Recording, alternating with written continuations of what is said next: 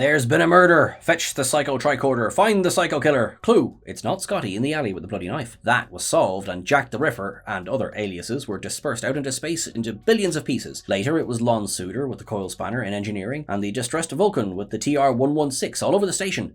Suder spent time with Tuvok, and Chulak was probably just as confused as to why Esri was talking to herself before the medical team arrived.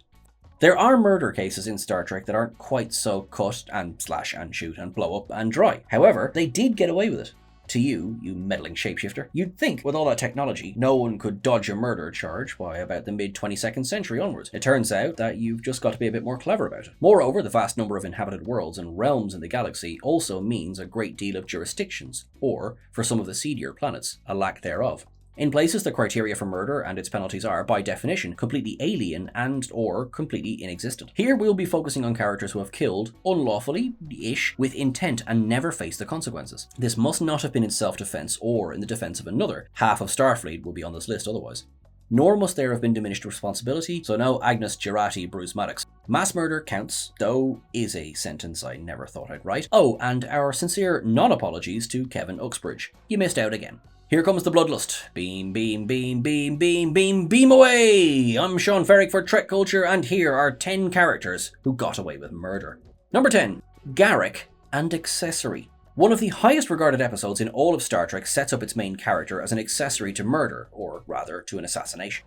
That's not a criticism, it is murder and morality that makes In the Pale Moonlight one of the best. We all knew Garak would be involved, just another 26-hour day in and out of the tailor shop for him, but the captain, that came as more of a shock. In doing whatever it took to get the Romulans into the war, Sisko surprised himself. Neither Garak nor Sisko was ever going to face any legal repercussions for their actions. Part of their plan, at least, was already Starfleet approved, and if the Romulans had ever found out, the consequences would have been galactically catastrophic. Think, the entire Romulan Senate shouting, "It's a fake!" in unison. From the start, the road to hell Joseph Sisko liked to remind his son about was paved with platinum bribes, right next to a river of biomimetic gel. Only at the end did Vreenek meet the murderous magician. Pay no attention to that Cardassian behind the curtain. To move metaphors and movies, if you're gonna dance with the devil in the pale moonlight, you probably shouldn't worry about scuffing your shoes. For the magician's assistant, the most damning thing, as Sisko himself stated, is not that he was party to murder and got away with it, but that he'd do it all over again.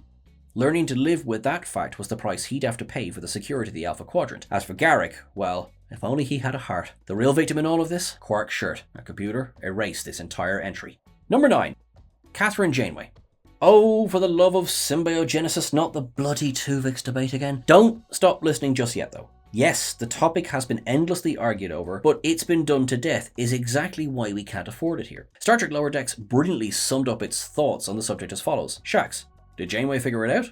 Freeman, no, she just straight up murdered him. That might well be true in the colloquial sense, but like many on this list, Janeway was, to our knowledge, never tried and found guilty of the murder, so in the eyes of the law, she is not a murderer. Being stranded in the Delta Quadrant helped a lot with that, of course, but Starfleet could still have brought the case to court-martial when Voyager got back home. Talk about setting precedent if they had. Janeway versus Alien Orchid? How do you judge a murder case when the deceased is 2 other people still very much alive? The prosecution would have certainly had little troubling proving intent to end Tuvix's existence. Half the Voyager crew were witness to that effect, and I'm sure the Doctor wrote a very vexed, but maybe not vexatious log. They might just need to invent a new crime for whatever Janeway got away with. Mass murder does run in the timelines. When the alternate Admiral Catherine Janeway arrived from the future in Endgame, she hatched a have your cake and poison all the Borg with it too plan in cat boots with a younger self. The consequences of that would only come to bite a couple of decades later. What exactly was in that coffee the Admiral had taken to drinking again? Number 8. Armus. One of the most notorious murders in all of Star Trek was that of Lieutenant Tasha Yar, summarily cast aside because Denise Crosby wanted to leave the show. I do know it was an empty death, a death without purpose, another version of Guinan would say to another version of Yar in yesterday's Enterprise. You damn right. Through her time travel revived form, Yar did at least get some semblance of justice, if only for herself. Her original killer got off, if not entirely scot-free, then just a little bit lonely. To be fair to all those involved, it would have been pretty difficult to bring a pool of goo to trial. Outwardly looking more like the giant oil slick Ken, definitely not a 10, that ruined your kid's birthday last year, Armus was, in fact, the super powerful sentient sum of all the bad mojo the former inhabitants of Vagra 2 could put together. It emitted a powerful energy to discharge, which, in an instant, sucked the life out of Lieutenant Yar, and could also feed off phasers and generate its own force field. Even if the crew of the Enterprise had been able to keep Armus confined, it was technically the Vagrants' fault anyway, and they'd scapped town a while ago. Whilst it was the most apt and only punishment, therefore, leaving Armus behind on the planet still felt lacking. In reality, it's the writers-producers of Star Trek The Next Generation's first season who got away with murder on this one. Now, does anyone have their submanifold casting stone handy? It's time to check in on the big bag of crap. Number 7. Emperor Georgiou.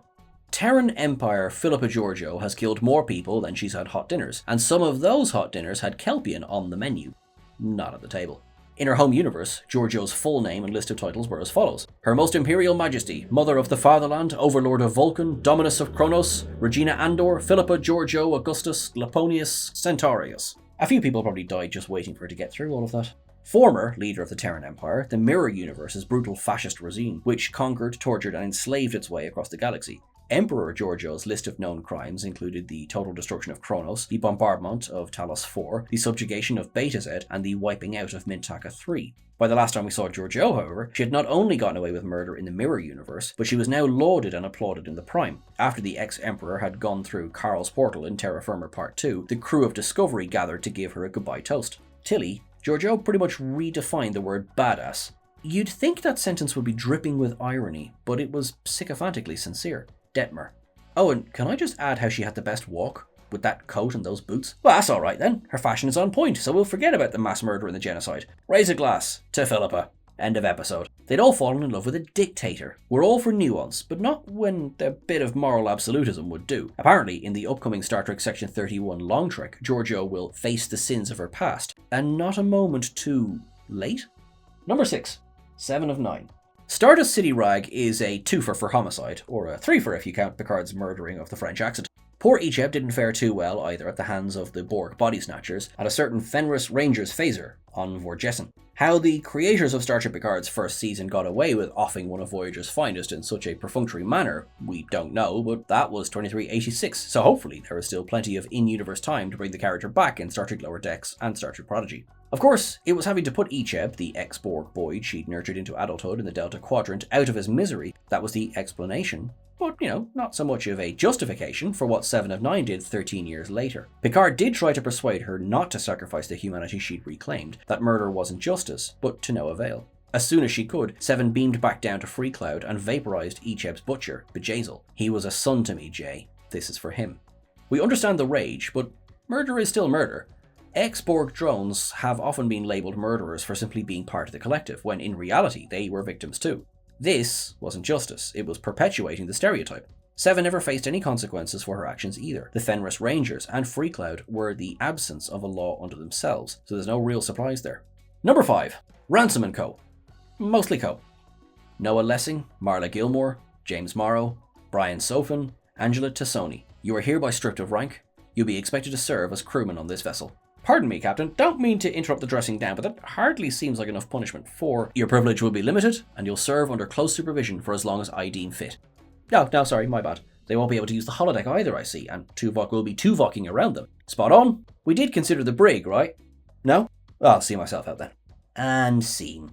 What that dramatic recreation of this Riker's psyche tells us is that A, there's no more coffee in that nebula, and B, the Equinox Final Five got away very, very lightly with their participation in the mass murder of an alien species. Ransom and the rest had already paid the price for their actions by desiccation and a warp core explosion, although that's justice only on nucleogenic terms. In theory, James Morrow did appear later, very briefly, in Drive and Author, as did Brian Sofin in The Corridor to say goodbye to Neelix in Homestead. We didn't hear another peep of speaking roles, Marla Gilmore and Noah Lessing, spoiler alert, Cylon. However, we can only assume that they got back to Earth with the rest of Voyager, all while getting away with murder. Maybe they were beamed off to Starfleet HQ before Voyager did a victory lap again over the Golden Gate Bridge. Number 4. Kodos the Executioner. For a while. All the galaxy's a stage, and they were just a travelling band of players with a mass murderer in their midst. Once you have retired from a career in killing, you can always do a bit of Shakespeare, apparently. However, no amount of thespianism, nor latter-day heroism, could make up for the prior crimes of Anton Caridian, aka Kodos the Executioner. In the conscience of the king, Kodos' past was about to catch up with him, and it had only taken 20 years. In 2246, Kodos, before Caridian, had become governor of the Earth colony Tarsus IV, seizing power after an exotic fungus had destroyed most of the food supply on the planet. He got the Executioner epithet for his answer to the crisis, sentencing over 4,000 of the 8,000 or so colonists to death. Kirk was there to survive the massacre, but, at least according to an unseen part of a personnel file from In a Mirror Darkly Part 2, Hoshi Sato and family weren't so lucky. Bizarrely, even though only a burned body was found and no positive identification ever made, Kodos was simply presumed dead by most, including Kirk. This presumption ended when Caridian and company came aboard the Enterprise in 2266. Caridian was revealed as Kodos and then accidentally phasered to death by his equally murderous daughter. Never having faced any formal justice, other than perhaps the rigors of Shakespeare, Kodos forever got away with murder. Number 3. Data. Data never killed anyone except in self-defense or the defense of others, like that time he throttled a Borg drone, but he did once, quite literally, get away with murder. Only with a Heisenberg compensator can such a statement be as measurably accurate. I would not participate in murder, Data insisted in the Most Toys. The android had been kidnapped, confined and humiliated, forced to become part of the sadistic Kivas Fajo's ill-gotten collection of rare things. Is that a Dali? Meh. Ooh, a bubblegum-scented baseball card? Throughout the episode, Fajo goaded Data into performing for him and Guest, even threatening to kill captive aide Varia with a Varon-T disruptor, a weapon that made death by Thalaron radiation look like an almost pleasant way to go. It is the Varon-T that gets Data the murder-not-murder charge. After an escape attempt toward the end of the episode, Data had the disruptor pointed at Fajo, at first insisting that the conman collector surrendered himself to the authorities. However, the arrogant Fajo continued to taunt Data until the latter moved to fire. At that very instant, Data was beamed away by the Enterprise. We know from O'Brien that the Varon-T weapon had discharged. In other words, Data had already killed Fajo, but at the very last nanosecond, in a manner only sci-fi can provide, he was also prevented from doing so. What this really is, then, is the strangest case of attempted murder, no doubt with mitigating circumstances.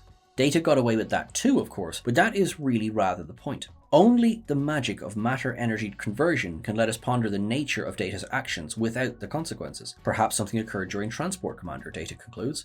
Did he just lie to cover himself as well? Of course not. He's just an android after all. Number 2. Q.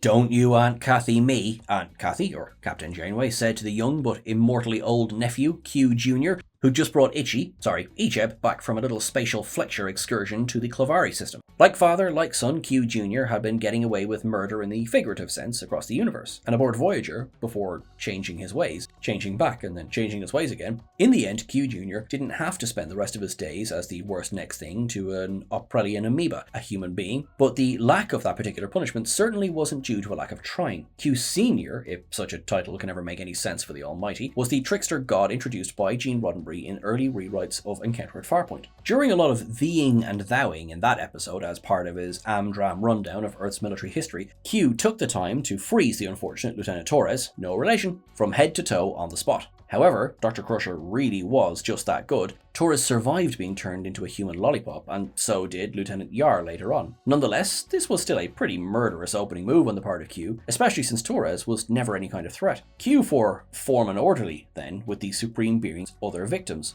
although typically indirect. Worf and Wesley found themselves on the end of a bayonet during one of Q's games, only restored to life by Commander Riker in Q form.